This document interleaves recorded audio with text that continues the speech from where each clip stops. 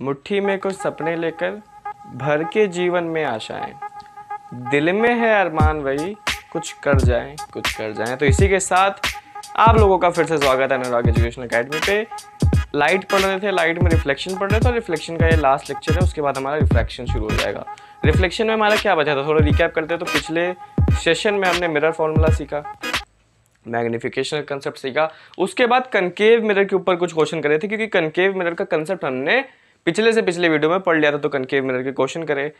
Convex mirror बचा है, उसके क्वेश्चंस भी बचे हैं, उसका कंसेप्ट भी बचा है और उसका वो रे डायग्राम्स भी बचे हैं, जो दो रे डायग्राम्स बनते हैं कन्वेक्स मिरर में, उसकी बातें करनी है। तो टोटल पूरी कन्वेक्स मिरर की आज हमें बातें करनी है।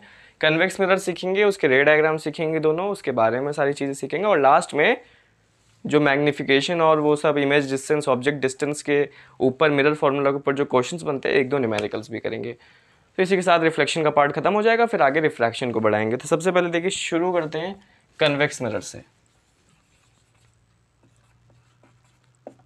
जब मैं मैग्निफिकेशन और मिरर फॉर्मूला पढ़ा रहा था, तो जब मैंने कंक्लूजन्स निकाले थे या लिखवाए थे, तब मैंने कन्वेक्स मिरर के भी कंक्लूजन लिखवाए थे कि इमेज डिस्टेंस कन्वेक्स मिरर में क्या होती है, हाइट ऑफ इमेज क्या होती है, हाइट ऑफ ऑब्जेक्ट क्या होती है कन्वेक्स मिरर में, वो भी लिखवाए थे। तो ज़्यादा तकलीफ नहीं होनी चाहिए कन्वेक्स मिरर के ऊपर। कन्वेक्स मिरर में बेसिक यही समझना है कि जैसे कनकेव मिरर ये होता था, इसको हम क्या कहते थे, कन्वर्जिंग मिरर।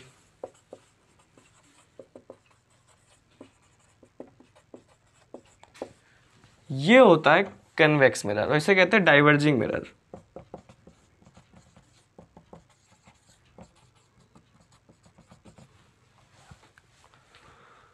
इसके यहां होती है फोकस, यहां होता था सेंटर ऑफ कर्वेचर, मतलब लेफ्ट साइड में। अगर मैं ऐसे खड़ा हूं तो ये राइट साइड है, ये लेफ्ट साइड, तो लेफ्ट साइड में चीजें होती थी।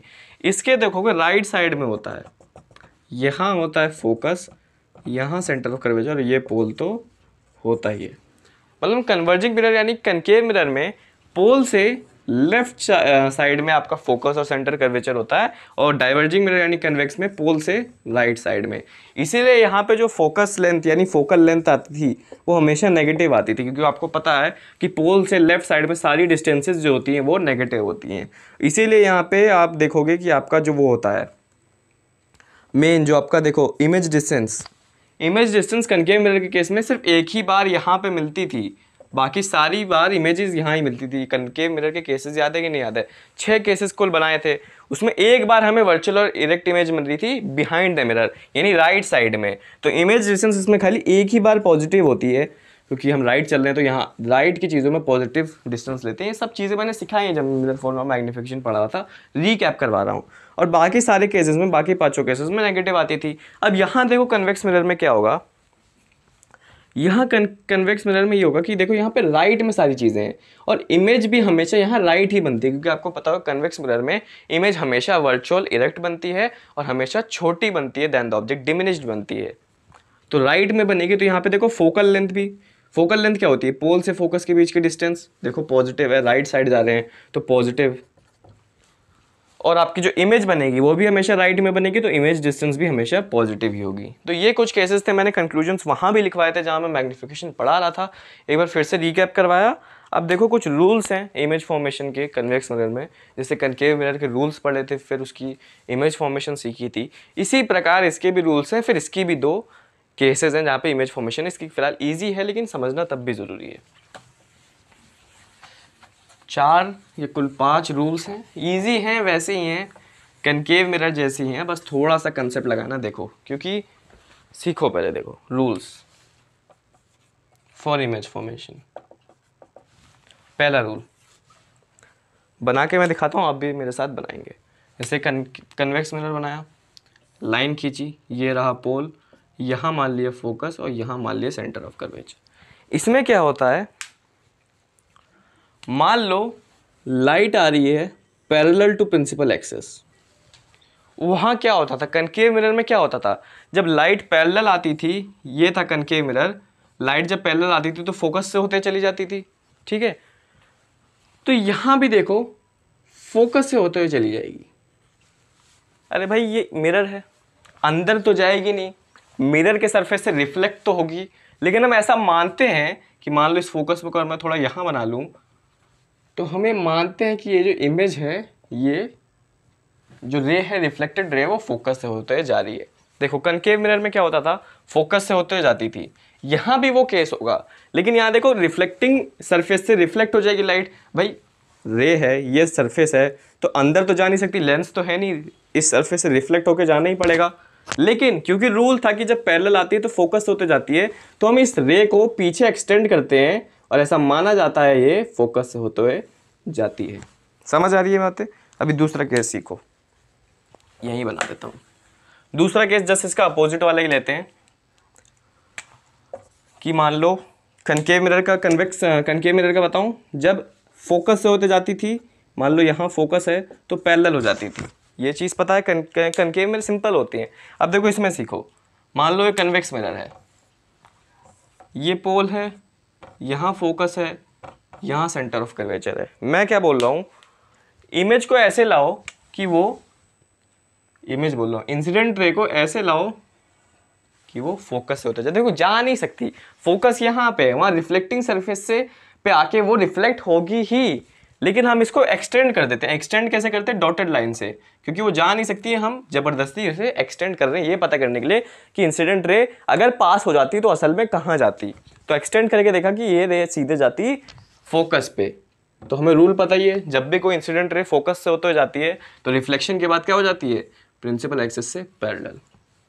तो ये देखो दोनों अपोजिट हैं और ये बहुत काम के रूल्स हैं। फिर से समझा देता हूँ, इंसिडेंट रे ये है, जा रही है पैरेलल, जब जाती है तो हमने सीखा रिफ्लेक्टेड रे फोकस से होते जाती है, तो यहाँ से देखो रिफ्लेक्ट हो गई, हमने इसे एक्सटेंड करा और माना कि ये फोकस से होते गई है। इसी प्रकार यहाँ पे फोकस से होते हुए जाती है, ऐसा एक्सटेंड करके माना कि ये फोकस पे जा रही थी और रिफ्लेक्शन के बाद प्रिंसिपल एक्सिस से ये पैरेलल हो जाती है। तो दो ये प्यारे से केसेस थे, मार्कर गिर गया, लेकिन ये समझना बहुत ज़रूरी है क्योंकि इमेज फॉर्मेशन है तो इजी, बच्चे रट लेते हैं, क्योंकि दो ही केस होते हैं, एक बार फोकस पे इमेज बनती है, एक बार पोल और फोकस के बीच में। तो दो केसेस रटना बहुत ईजी है, लेकिन रूल्स समझ में आने चाहिए, बाद में अगर ज़रूरत पड़े तो काम आती हैं। थर्ड, अब हमने कनकेव मिरर का अगर याद करो तो थर्ड रूल पढ़ा था कि मान लो अगर incident ray centre of curvature से होते हुए जाए तब क्या होता था। तो वहां से तो सीखा था सेंटर ऑफ कर्वेचर से होते हुए जाती थी, रिफ्लेक्शन के बाद वापस से उसी पाथ पे पीछे चली जाती थी, वापस से सेंटर ऑफ कर्वेचर की के अलोंग रिफ्लेक्ट हो जाती थी पीछे की तरफ। तो यहाँ पे देखो क्या करेंगे, कन्वेक्स मिरर बनाया, ये रहा पोल, ये रहा फोकस और ये रहा सेंटर ऑफ कर्वेचर। मैं बोल रहा हूँ हम मानते हैं कि ये है इंसिडेंट रे। अब देखो रिफ्लेक्टेड सरफेस पे अब आप इसे चाहो तब भी सेंटर ऑफ कर्वेचर से नहीं ले जा सकते, लेकिन हम इसे डॉटेड लाइन से एक्सटेंड करते हैं और देखते हैं क्या ये सेंटर ऑफ कर्वेचर की होके जाती। जी हाँ, अगर ये ऐसे आती, यहाँ पे रिफ्लेक्टिंग सरफेस नहीं होता तो ये सीधे सेंटर ऑफ कर्वेचर से जाती। इसका मतलब रिफ्लेक्शन के बाद इसे वापस उसी पाथ पे जाना चाहिए, तो ऐसे आई और ऐसे वापस चली गई। ये है फोर्थ, यहाँ बनाया कन्वेक्स मिरर। अब ये वाला इजी है, इसमें कुछ है ही नहीं, ये फोर्थ रूल है, यहाँ पोल, यहाँ फोकस, यहाँ centre of curvature. Concave mirror में क्या होता था, देखो ये था प्रिंसिपल एक्सिस, जब ऐसे आती थी यानी कोई एंगल बना के पोल पे आती थी तो वही एंगल बना के चली जाती थी। ये रहा पोल, या कनकेव मिरर का केस है, यहाँ पे भी वही होगा। मान लो कोई इंसिडेंट रे आई, पोल पे स्ट्राइक करी किसी एंगल आई पे, तो वही सेम एंगल बनाते हुए वो रिफ्लेक्ट हो जाएगी, लेट इट से एंगल आर, और यहाँ पे एंगल आई एंगल आर के इक्वल है। तो फोर्थ वाला तो वही केस था जो हमने कनकेव मिरर में पढ़ा था। बाकी थर्ड, सेकंड और फर्स्ट रूल में थोड़ा सा डिफरेंस है, बस वो मानना है, एक्सटेंड करके ये मान लेना है कि वो फोकस से या सेंटर ऑफ कर्वेचर से या पैरेलल जाती रिफ्लेक्शन के बाद। ये थे कुछ चार रूल। अब क्या सीखेंगे, अब इमेज फॉर्मेशन सीखेंगे कि इन चार रूल को यूज़ करके कैसे कैसे हम इमेज बना सकते हैं। देखो इसको भी रटने की ज़रूरत नहीं, समझ लोगे तो बनाना पड़ेगा। और हाँ, एक और बात कि ये जो अभी दो केसेस सिखाऊंगा उसको पहले तो अभी इस लेक्चर के साथ साथ रफ में बनाओ, मतलब जैसे मैं यहाँ रफ में बना रहा हूँ वैसे रफ में बनाओ। उसके बाद एक बार फिर से कंपास की मदद से उसको ट्राई करना अच्छे से बना के, और देखना कि इमेज वहीं बन रही है कि नहीं। तो प्रैक्टिस भी हो जाएगी और आपका कंफर्मेशन भी हो जाएगा। फिलहाल तो अभी रफ में बनाते हैं, सीखते हैं कि कैसे बनेगी। उसके बाद आप लोग फेल भी कर सकते हैं। एग्ज़ाम में आते हैं, मतलब सिंपल केसेस तो नहीं आते हैं कि ऐसे केस बनाओ, लेकिन जो क्वेश्चंस आते हैं कभी कभी मान लो कनकेव मिरर का बनाने को दे दिया, वही सब दे दिया कि ऑब्जेक्ट डिस्टेंस दी है, इमेज डिस्टेंस दी है, फोकल लेंथ आपको निकालनी है, उसके बाद मैग्नीफिकेशन निकालनी है, मतलब नेचर, साइज, इमेज डिस्टेंस सब आपको क्वेश्चन में बताना है। उतना क्वेश्चन हो गया, फिर वो लास्ट में ये भी बोल देता है कि इसका रे डायग्राम बना दो, तो वो पूरा 5 नंबर का क्वेश्चन हो जाता है। मान लो बोल देता है कि ऑब्जेक्ट क्या है, पोल से 15 सेंटीमीटर पे है, कनकेव मिरर का केस है, उसमें आप दिखाइए मुझे इमेज कहाँ बनेगी, ये कहाँ बनेगी, सब निकाल के दिखाइए वैल्यूज़, और साथ में एक रे डायग्राम भी बनाइए, तो वो पूरा 5 नंबर का क्वेश्चन हो जाता है। तो रे डायग्राम बनाना आना चाहिए, मैं ये कहना चाह रहा हूँ। चलिए, इमेज फॉर्मेशन।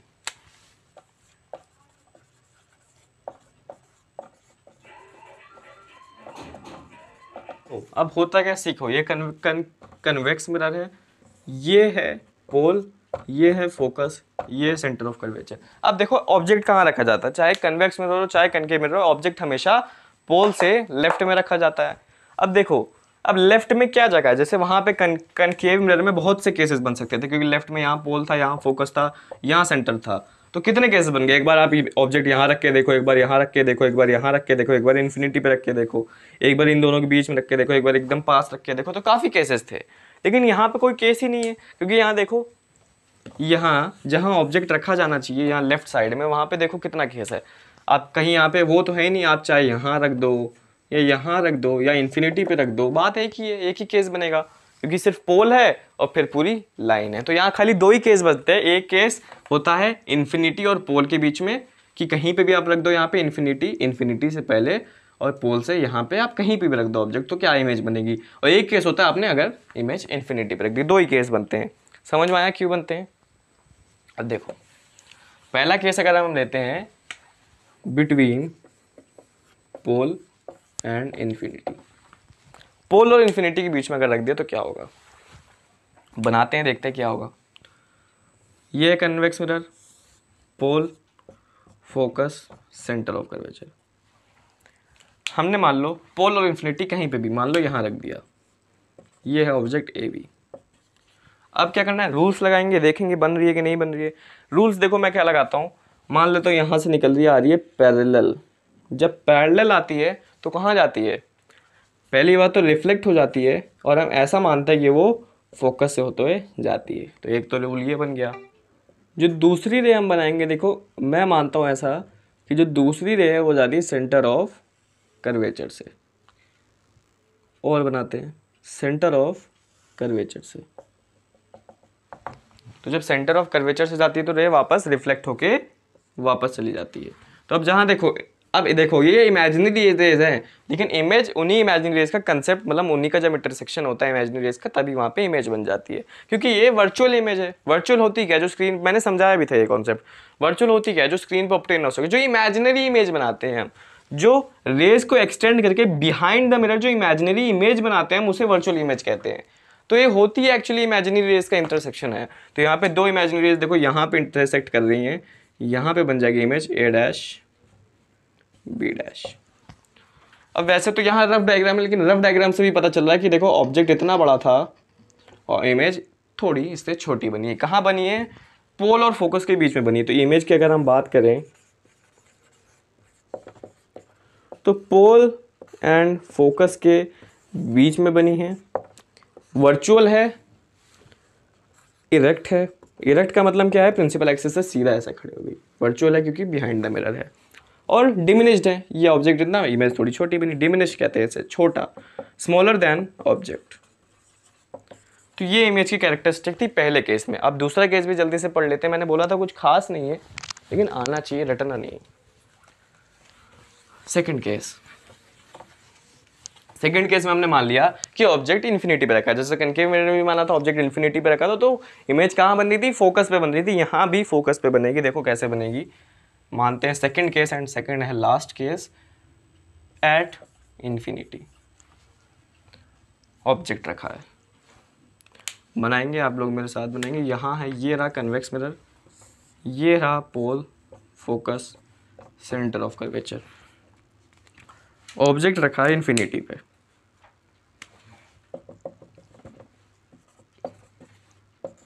ठीक है, अब देखो इन्फिनिटी ऑब्जेक्ट है, बहुत रेज आती हैं, कोई भी रेज आप ले सकते हो। देखो ये रे मान लो मैंने ले ली, ये देखो ऐसे आई, अब आई है तो रिफ्लेक्ट होगी और जाएगी।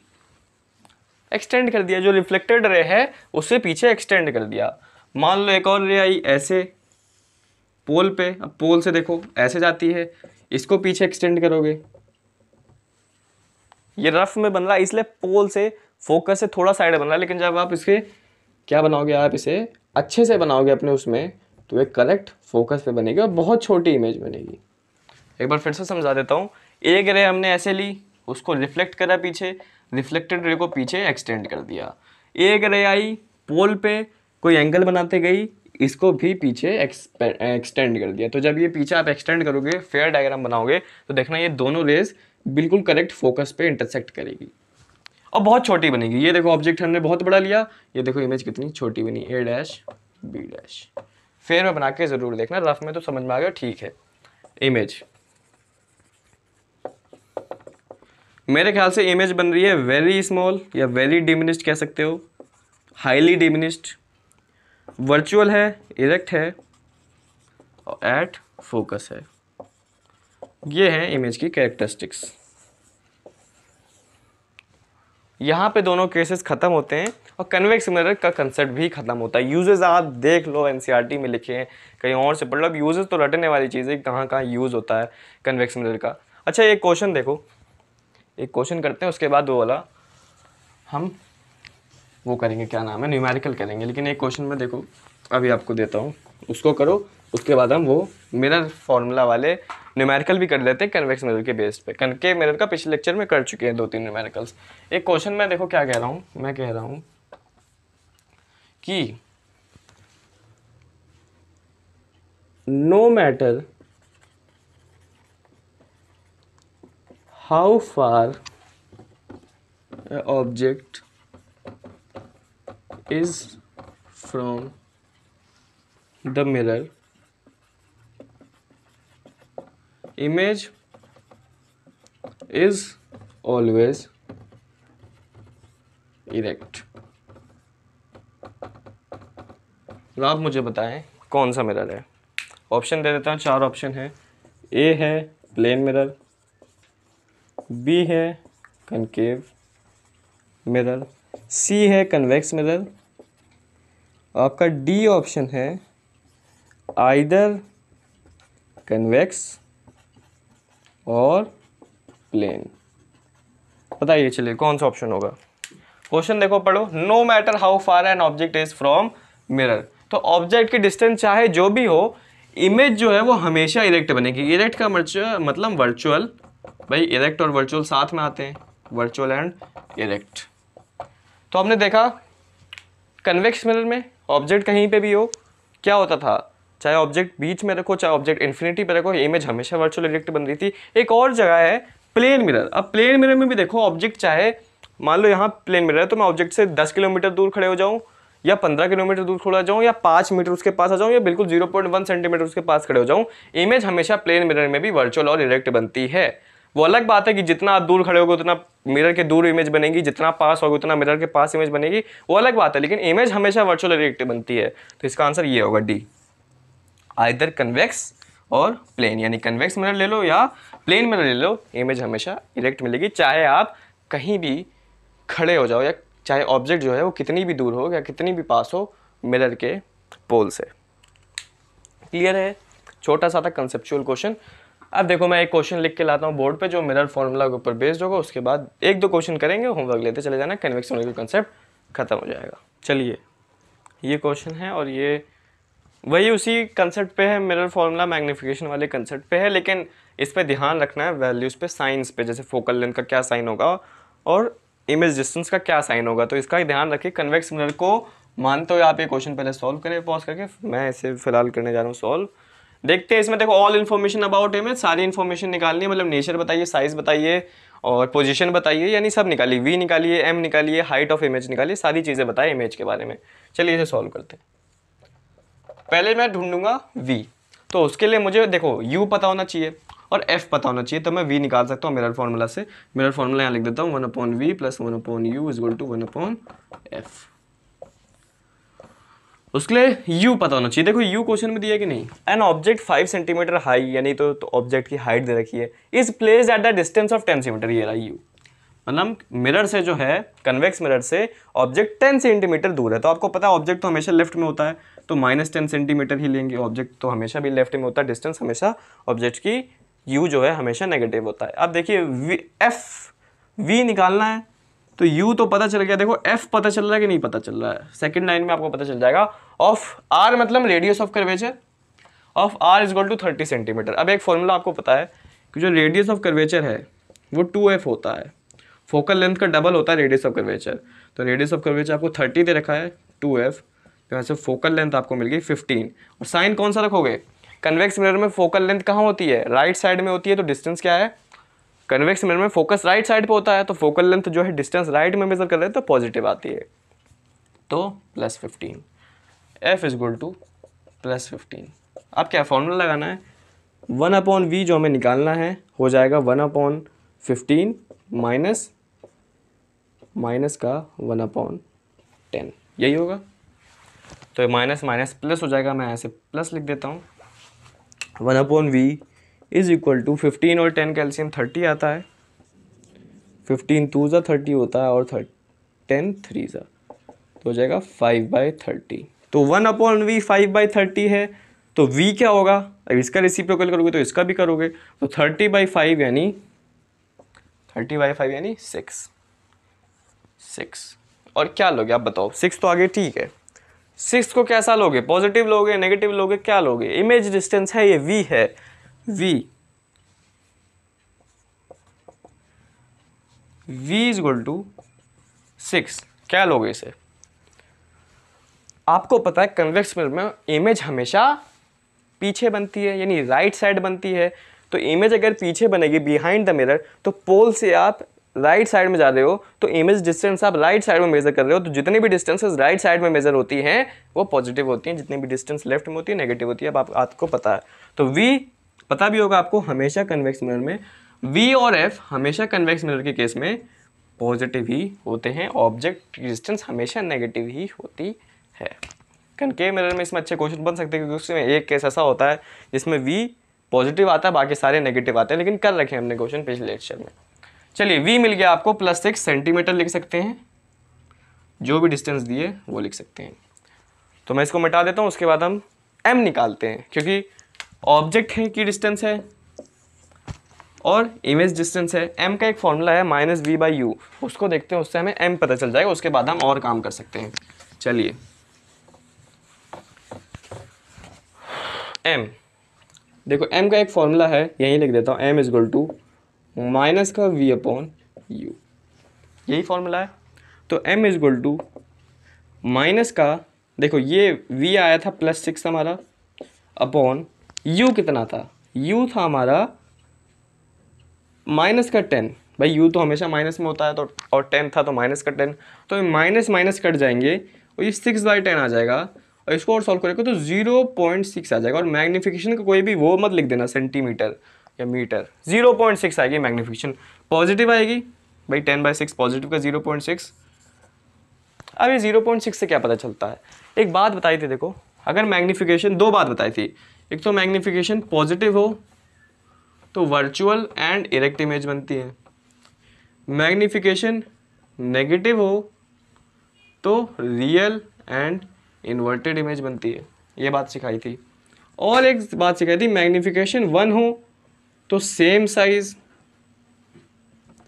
मैग्नीफिकेशन अगर, या कह लो मैग्नीफिकेशन अगर 1 से बड़ा हो तो बिग इमेज, और मैग्नीफिकेशन अगर 1 से छोटा हो तो स्मॉल इमेज।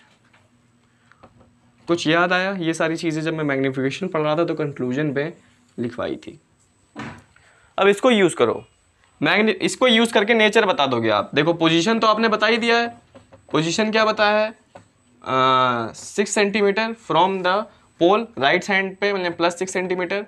नेचर आप देखो यहाँ पे बता दोगे, नेचर क्या बताओगे आप, नेचर बताओगे क्योंकि पॉजिटिव साइन है, तो पॉजिटिव साइन यानी वर्चुअल एंड डायरेक्ट इमेज, पहला नेचर।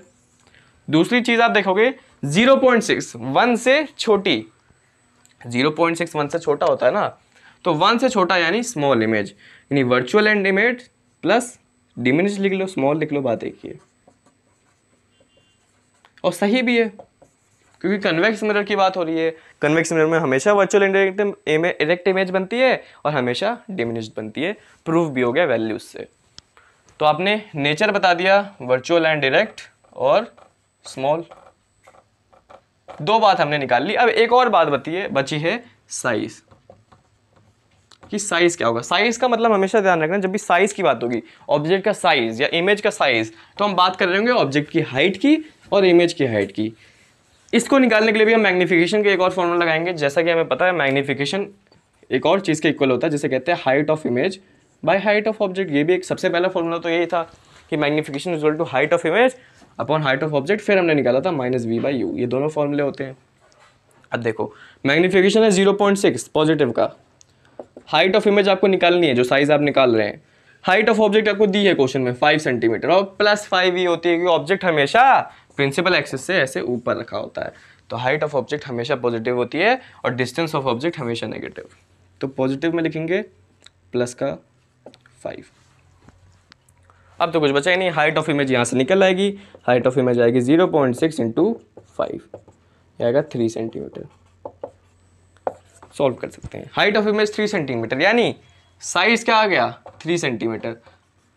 एक बात बताओ, कन्वेक्स मिरर के केस में साइज ऑफ इमेज हमेशा साइज ऑफ ऑब्जेक्ट से छोटी है, मानते हो? देखो हमेशा स्मॉल इमेज बनती है रेदर देन ऑब्जेक्ट। तो देखो ऑब्जेक्ट का साइज था 5 सेंटीमीटर, इमेज उससे स्मॉल बनी 3 सेंटीमीटर की। तो सारी वैल्यू से कन्वेक्स मिरर की सारी कंडीशंस प्रूव हो रही हैं, यानी हमने क्वेश्चन अच्छी तरह सॉल्व करा है। चेक जरूर कर लिया करो। तो ये क्वेश्चन यही होता है सॉल्व। एक और क्वेश्चन हम लोग करते हैं, देखते हैं उस क्वेश्चन में क्या दे रखा है और हमें क्या निकालना है। ये एक और क्वेश्चन है और इसमें आपको क्या दे रखा है, ऑब्जेक्ट डिस्टेंस दे रखी है, कन्वर्जिंग मिरर डाइवर्जिंग मिरर दोनों में पूछ रहा है, रेडियस ऑफ कर्वेचर देके कि आप निकालें v और m। कन्वर्जिंग मिरर क्या होता है, कनकेव मिरर। तो पहला केस लेते हैं कनकेव मिरर का।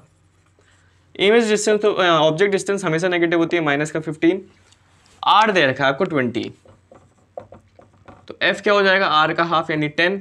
अब देखो कनकेव मिरर में फोकल लेंथ नेगेटिव होती है तो -10 लोगे। अब v आप यहाँ से निकाल सकते हैं 1/v equal to 1/f - 1/u। तो 1/v इक्वल टू 1/f करेंगे तो -1/10 प्लस 1/15।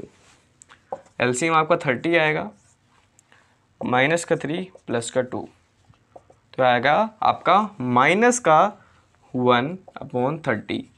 तो 1/v 1/v -1/30 आ जाएगा, तो रेसिप्रोकल करेंगे तो इसका भी रेसिप्रोकल हो जाएगा और v आ जाएगा -30 सेंटीमीटर।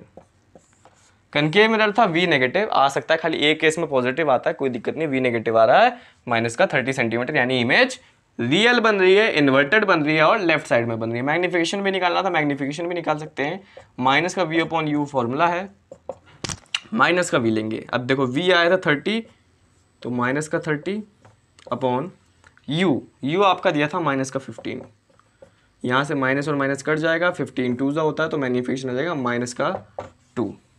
मैग्नीफिकेशन -2 का क्या मतलब, मैग्नीफिकेशन माइनस यानी रियल एंड इन्वर्टेड में इमेज और वही बन रही थी, चलो, और 2 मतलब बिगर देन ऑब्जेक्ट। पहला केस हमने कर लिया। कन्वर्जिंग मिरर कनकेव मिरर याद रखना। दूसरा भी कर लेते हैं। ऐसे क्वेश्चंस की आप प्रैक्टिस ज़्यादा से ज़्यादा कर सकते हैं और यही क्वेश्चंस आते हैं, ज़्यादा कुछ इसमें वैरायटी नहीं आती है। बस एक 5 नंबर का क्वेश्चन इसी में बना देते हैं, बोलते रे डायग्राम भी बना दो। जैसे हमने इमेज डिस्टेंस निकाली ना, कनकेव मिरर था, इमेज डिस्टेंस निकाल ली, मतलब ऑब्जेक्ट यहाँ रखेंगे, कैलकुलेट करना पड़ता है, focus centre of curvature 15 centimetre पर रखेंगे, तो इमेज आपको कैलकुलेट करके सही से बना के प्रूव करना पड़ता है कि इमेज 30 है तो 30 मतलब यहाँ आई थी तो 30 डिस्टेंस पे ही बनेगी पीछे जाके, ये आपको वहाँ प्रूफ करना होता है रे डायग्राम बना के। वो तो आप जब फेयर रे डायग्राम बनाएंगे, प्रैक्टिस करेंगे, तभी वो चीज़ क्लियर होगी। बी पार्ट करते हैं, कन्वेक्स मिरर। ऑब्जेक्ट डिस्टेंस हमेशा नेगेटिव ही होती है, -15, फोकल लेंथ 10 आ रही थी, 20/2 10 आ रही थी, लेकिन यहाँ पॉजिटिव लेंगे क्योंकि इस केस में कन्वेक्स मिरर में फोकल लेंथ पॉजिटिव होती है। अब क्या 1/v निकालना है, 1/f - 1/u, तो 1/v आ जाएगा आपका 1/10 +1/15। तो ये वापस से वही आएगा शायद, 30 एलसीएम लेंगे, 3 + 2 5/30। इसका रेसिप्रोकल करोगे तो इसका भी करोगे तो v आ जाएगा 6 और प्लस का 6 आएगा।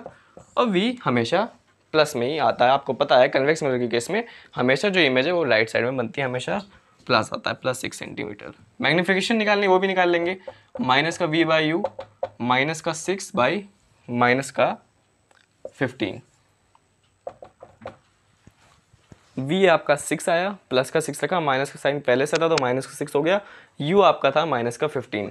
माइनस माइनस कैंसिल हो जाएंगे और 6/15 आ जाएगा आपका मैग्नीफिकेशन। और देख लो 1 से छोटा ये भाई, न्यूमरेटर से बड़े नंबर से आप कर रहे हो, 6 से बड़े नंबर से अगर आप उसको डिवाइड करें तो ऑब्वियसली 1 से छोटी वैल्यू आएगी, तो मैग्नीफिकेशन प्रूव हो गया। एक तो पॉजिटिव आ रहा है तो वर्चुअल एंड इनडायरेक्ट इमेज जो कन्वेक्स मिरर में हमेशा बनती है, और मैग्नीफिकेशन 1 से छोटा आ रहा है तो ये भी प्रूफ हो गया कि स्मॉल इमेज बन रही है। तो वैल्यूज से आपने चीज़ें प्रूव भी करी हैं और वैल्यूज़ निकाली भी हैं। रे डायग्राम आप बनाना सीखिए, उसको फेयर में बनाना सीखिए और ऐसे क्वेश्चन उसको अप्लाई करना सीखिए। एक होमवर्क क्वेश्चन में लिख देता हूँ, फिर इस लेक्चर को एंड करते हैं। चलिए, ये आपके लिए होमवर्क क्वेश्चन है और ये बहुत ही बढ़िया क्वेश्चन है, हॉट्स का क्वेश्चन कह सकते हैं, high order thinking skills. Try करेंगे इसको एक बार और इसका आंसर कमेंट में करेंगे। अ शॉप सिक्योरिटी मिरर, मतलब एक शॉप में एक सिक्योरिटी मिरर है, और हमेशा याद रखना शॉप में ना मोस्टली कन्वेक्स, चलो मैं बता ही देता हूँ, मोस्टली कन्वेक्स मिरर ही यूज़ होते हैं सिक्योरिटी के लिए। और एक और बात सुनते जाओ कि व्हीकल्स में जो साइड मिरर्स होते हैं वो भी कन्वेक्स मिरर ही होते हैं। ये 2 बात हमेशा याद रखना क्योंकि ये यूज़ हो सकते हैं क्वेश्चन में। क्वेश्चन में ऐसे कह रहा है देखो, तो यहाँ आपको पहचानना पड़ेगा कि कन्वेक्स मिरर है। क्वेश्चन में ऐसे भी कह सकता है कि व्हीकल के साइड मिरर लगा, तो आपको पहचानना पड़ेगा कन्वेक्स मिरर है, तो पहचान गए। और बोल रहा है 5.0 मीटर है फ्रॉम आइटम्स, मतलब शॉप सिक्योरिटी मिरर जो भी शॉप के आइटम्स है उससे 5 मीटर की दूरी पर रखा गया है। पहचान जाना ऑब्जेक्ट डिस्टेंस क्या है। In shop products 1/10 magnification. अब देखो यहाँ मैग्नीफिकेशन भी दे रहा है, शॉप प्रोडक्ट मतलब शॉप में रख रखा है, शॉप के प्रोडक्ट से 5 मीटर दूर रख रखा है, और जो मैग्नीफिकेशन दे रहा है कितनी, 1/10 मैग्नीफिकेशन दे रहा है। तो रेडियस ऑफ कर्वेचर आपसे पूछा, यहाँ तो आपने टाइप ऑफ मिरर बता ही दिया, बस आपसे रेडियस ऑफ कर्वेचर पूछा। दिमाग लगा के आपको रेडियस ऑफ कर्वेचर निकालना है और इस लाइन को ध्यान में रखना है, एक तो 5.0 मीटर वैल्यू और एक 1/10 मैग्नीफिकेशन। चलिए इसे ट्राई करेंगे, इसका आंसर आप कमेंट में करेंगे, अगर नहीं होता तो वो भी बताएंगे। अगर नहीं होगा आपसे तभी मैं डिस्कस करूंगा, वरना मैं डिस्कस नहीं करूंगा और ये मान लूंगा कि आपसे क्वेश्चन सॉल्व हो गया है। ये था कन्वेक्स मिरर का केस। इसके बाद रिफ्लेक्शन, पहली बात यहीं पे खत्म होता है, रिफ्रैक्शन हमें शुरू करना है।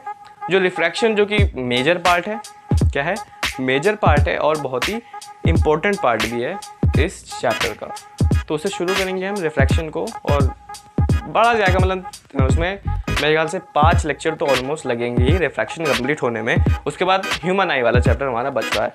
तो आप लोग अपनी तरफ से मेहनत करते रहें। Stay tuned with me, till then bye.